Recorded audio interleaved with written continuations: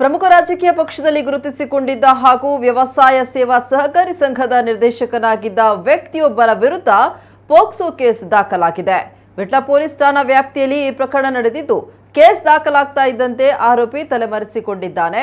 ಆರೋಪಿ ತನ್ನ ಮನೆಯಲ್ಲಿ ಕೆಲಸಕ್ಕಿದ್ದ ದಲಿತ ಬಾಲಕಿಯ ಜೊತೆ ಅನುಚಿತವಾಗಿ ವರ್ತಿಸಿ ದೈಹಿಕ ಕಿರುಕುಳ ನೀಡಿದ ಆರೋಪ ಮಾಡಲಾಗಿದೆ. ಕಳೆದ 2 ತಿಂಗಳಿನಿಂದ ಬಾಲಕಿ ಶಾಲೆಗೆ ಹೋಗದ ಹಿನ್ನೆಲೆಯಲ್ಲಿ ಶಿಕ್ಷಕರು ವಿಚಾರಿಸಲು ಬಂದಿದ್ರು.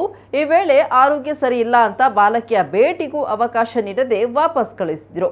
ಆದರೆ ಇದೀಗ ಈ ವಿಚಾರವಾಗಿ ಆರೋಪಿತನ ಗ್ರಾಮದ ಜನರೇ ಘಟನೆಯ ತನಿಖೆಗೆ ಒತ್ತಾಯಿಸಿದ್ದಾರೆ.